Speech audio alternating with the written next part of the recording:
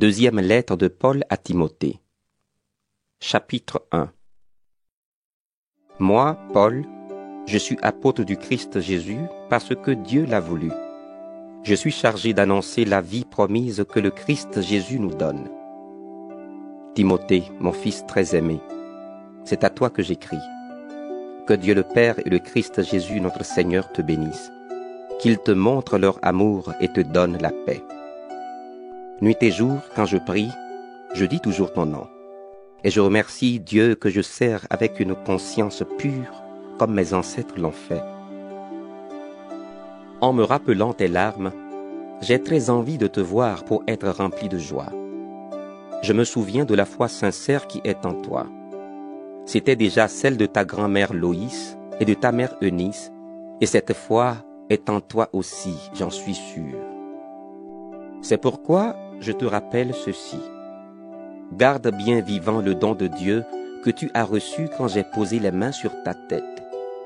En effet, l'Esprit Saint que Dieu nous a donné ne nous rend pas timides. Au contraire, cet esprit nous remplit de force, d'amour et de maîtrise de soi. N'aie donc pas honte de rendre témoignage à notre Seigneur, et n'aie pas honte de moi qui suis en prison pour lui. Mais souffre avec moi pour la bonne nouvelle, avec la puissance de Dieu. Dieu nous a sauvés et il nous a appelés pour que nous soyons à lui. Il n'a pas fait cela à cause de nos actes, mais parce qu'il l'a décidé. C'est un don gratuit qu'il nous a fait dans le Christ Jésus avant que le monde existe. Maintenant, ce don est devenu visible quand notre Sauveur, le Christ Jésus, est apparu. C'est lui qui a enlevé son pouvoir à la mort et, par la bonne nouvelle, il a fait connaître la vie qui ne meurt pas. Dieu m'a chargé d'annoncer cette bonne nouvelle comme apôtre et de l'enseigner. C'est pour cela que je souffre maintenant. Mais je n'en ai pas honte. En effet, je sais en qui j'ai mis ma confiance. Et j'en suis sûr, Dieu est assez puissant pour protéger jusqu'au dernier jour ce qu'il m'a confié. Prends comme modèle les paroles vraies que tu as reçues de moi. Tu les as reçues avec la foi et l'amour que le Christ Jésus nous donne. On t'a confié un beau trésor. Garde-le avec l'aide de l'Esprit Saint qui habite en nous. Tu le sais, tous ceux de la province d'Asie m'ont abandonné, entre autres Phygèle et Hermogène. Que le Seigneur montre sa bonté à la famille d'Onésiphore. En effet, il m'a souvent encouragé et il n'a pas eu honte de moi qui suis en prison. Au contraire, dès son arrivée à Rome, il m'a cherché partout et il m'a trouvé.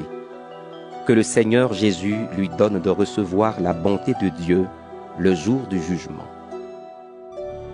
Oui, tu sais très bien tous les services qu'il m'a rendus à Éphèse. 2 Timothée, chapitre 2. Toi, mon fils, cherche à devenir toujours plus fort grâce à l'amour du Christ Jésus. Ce que tu m'as entendu enseigner devant de nombreux témoins, confie-le à des gens sûrs. Ils doivent être capables eux-mêmes de l'enseigner aussi à d'autres. Prends ta part de souffrance comme un bon soldat du Christ Jésus.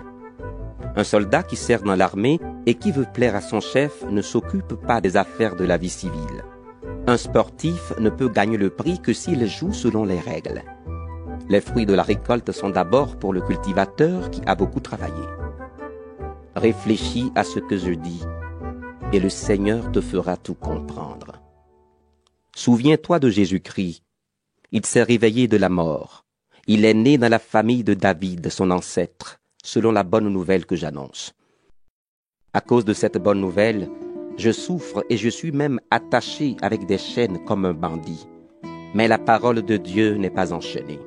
C'est pourquoi je supporte tout pour ceux que Dieu a choisis. Alors eux aussi seront sauvés par le Christ Jésus, et ainsi ils auront la gloire qui dure toujours. Voici une parole sûre. Si nous sommes morts avec le Christ, avec lui nous vivrons. Si nous résistons, avec lui nous serons rois. Si nous le rejetons, lui aussi nous rejettera. Si nous ne sommes pas fidèles, lui, il reste fidèle. En effet, Il ne peut pas faire le contraire de ce qu'il dit. Rappelle cela à tous. Devant Dieu, demande-leur avec force de ne pas se battre sur les mots. Cela ne sert à rien, sauf à démolir ceux qui écoutent. Tâche de te présenter à Dieu comme un homme solide, un ouvrier qui peut être content de son travail et qui annonce correctement la vraie parole. Évite les discours creux et contraires à la foi. Oui, ceux qui les font s'éloigneront de Dieu de plus en plus. Leurs discours seront comme une plaie infectée qui s'élargit. Parmi ces gens-là, il y a Hyménée et Philétos. Ils se sont éloignés de la vérité. Ils disent que Dieu nous a déjà relevés de la mort et ainsi ils renversent la foi de certains. Pourtant, les solides fondations que Dieu a posées résistent. Voici les paroles qui sont écrites sur elles. Le Seigneur connaît ceux qui sont à lui. Et encore, celui qui dit « J'appartiens au Seigneur » doit s'éloigner du mal. Dans une belle maison, il n'y a pas seulement des plats en or et en argent, il y a aussi des plats en bois et en terre. Les uns servent les jours de fête, les autres servent tous les jours. Celui qui se débarrasse de ces enseignements faux, il ressemble à un plat qu'on utilise les jours de fête. On le gardera pour le Seigneur. Il sera utile à son maître, servira pour faire tout ce qui est bien. Fuis les désirs mauvais de la jeunesse. Cherche la justice, la foi, l'amour, la paix avec ceux qui prient le Seigneur d'un cœur pur. Mais rejette les discussions inutiles et stupides. Tu le sais, elles provoquent des disputes. Et un serviteur du Seigneur ne doit pas se disputer. Il doit être aimable avec tous, capable d'enseigner et de supporter les critiques. Il doit répondre avec douceur à ceux qui sont contre lui. En effet, Dieu leur donnera peut-être l'occasion de changer leur façon de penser pour connaître la vérité. Ils sortiront des pièges de l'esprit du mal qui les retenait prisonniers. Ils ne feront plus sa volonté et ainsi, ils pourront de nouveau penser correctement. 2 Timothée, chapitre 3. Tu dois le savoir. Dans les derniers jours, il y aura des moments difficiles. Les gens seront égoïstes, amis de l'argent. Ils se vanteront, ils seront orgueilleux, ils insulteront Dieu. Ils désobéiront à leurs parents. Ils ne seront plus capables de dire merci. Ils ne respecteront plus les choses de Dieu. Ils seront durs, sans pitié. Ils diront du mal des autres. Ils mèneront une vie de désordre. Ils seront cruels, ennemis du bien. Ils trahiront les autres. Ils seront violents. L'orgueil les rendra aveugles. Ils aimeront le plaisir au lieu d'aimer Dieu. Ils feront semblant d'être fidèles à Dieu, mais en réalité, ils rejetteront la puissance de la foi. Tourne le dos à ces gens-là. Certains d'entre eux ont l'habitude d'aller dans les maisons, et ils prennent dans leur piège des femmes faibles, chargées de péchés, qui n'ont pas une foi solide. Ces femmes sont entraînées par toutes sortes de désirs. Elles sont toujours en train d'apprendre, mais elles ne peuvent jamais arriver à connaître la vérité. Autrefois, Janès et Jambres étaient contre Moïse. De même, ces gens-là sont contre la vérité. Ce sont des hommes qui ont l'intelligence tordue et leur foi ne vaut rien. Mais ils n'iront pas très loin. En effet, tous verront leurs erreurs, comme autrefois on a vu les erreurs de Janès et de Jambres. Mais toi, tu m'as suivi en tout. Tu as écouté mon enseignement. Tu as imité ma conduite, tu as connu mes projets, ma foi, ma patience, mon amour, ma fidélité. Tu sais les dures attaques et les souffrances que j'ai connues à Antioche de Pisidie, à Iconium, à Lystre. Oui, j'ai beaucoup souffert. Pourtant le Seigneur m'a délivré de tout cela. D'ailleurs, tous ceux qui veulent vivre fidèlement en étant unis au Christ Jésus, on les fera souffrir. Mais les gens mauvais et les charlatans iront toujours plus loin dans le mal. Ils tromperont les autres, et on les trompera à leur tour. Toi, garde solidement ce que tu as appris et ce que tu as accepté comme quelque chose de sûr. Tu sais quels maîtres t'ont appris cela. Oui, tu connais les livres saints depuis ton enfance. Ils sont capables de te donner la sagesse. Cette sagesse conduit au salut quand on croit en Jésus-Christ. Tous les livres saints ont été écrits avec l'aide de Dieu. Ils sont utiles pour enseigner la vérité, pour persuader, pour corriger les erreurs, pour former à une vie juste. Grâce aux livres saints, l'homme de Dieu sera parfaitement préparé et formé pour faire tout ce qui est bien. 2 Timothée, chapitre 4. Voici ce que je te demande avec force devant Dieu et devant le Christ Jésus qui viendra juger les vivants et les morts et qui va paraître comme roi. Annonce la parole de Dieu. Insiste toujours, même si ce n'est pas le bon moment. Corrige les erreurs, fais des reproches et encourage avec beaucoup de patience, en cherchant toujours à enseigner. En effet, un moment viendra où certains ne voudront plus écouter l'enseignement juste, mais ils suivront plutôt leurs désirs. Ils feront appel à une foule de maîtres qui leur diront ce qu'ils ont envie d'entendre.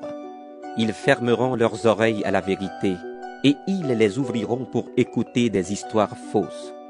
Mais toi, sois raisonnable en toutes choses.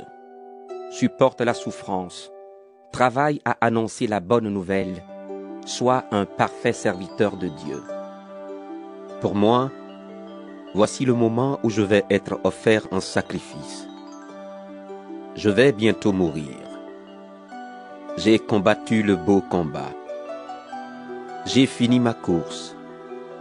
J'ai gardé la foi. Et maintenant, le prix de la victoire m'attend. C'est la juste récompense que le Seigneur, le juste juge, va me donner le jour du jugement. Il me la donnera à moi, mais il la donnera aussi à tous ceux qui attendent avec amour le moment où il paraîtra. Tâche de venir me rejoindre très vite. En effet, Démas m'a abandonné parce qu'il aime trop les choses de cette terre. Il est parti à Thessalonique. Crescens est parti en Galatie et Tite en Dalmatie. Seul Luc est avec moi. Prends Marc et amène-le avec toi. Il m'est très utile pour le service de Dieu. J'ai envoyé Tychique à Éphèse. Quand tu viendras, apporte le vêtement que j'ai laissé à Troas chez Carpos. Apporte aussi les livres, surtout les parchemins. Alexandre le forgeron m'a fait beaucoup de mal. Le Seigneur lui donnera ce que ses actes méritent. Méfie-toi de lui, toi aussi. En effet, il s'est opposé durement à ce que nous avons dit. La première fois que je me suis défendu au tribunal, personne ne m'a aidé. Tous m'ont abandonné. Que Dieu ne les punisse pas. Mais le Seigneur, lui, était près de moi. Il m'a donné sa force. Alors j'ai pu annoncer jusqu'au bout la bonne nouvelle. Tous ceux qui ne sont pas juifs l'ont entendu, et j'ai été délivré de la gueule du lion. Le Seigneur me délivrera de tout mal. Il me sauvera en me faisant entrer au ciel dans son royaume. Gloire au Seigneur pour toujours. Amen. Salut Priscille et Aquilas, et aussi la famille d'Onésiphore. Éraste est resté à Corinthe. J'ai laissé Trophime à Milet parce qu'il était malade. Tâche de venir avant la mauvaise saison.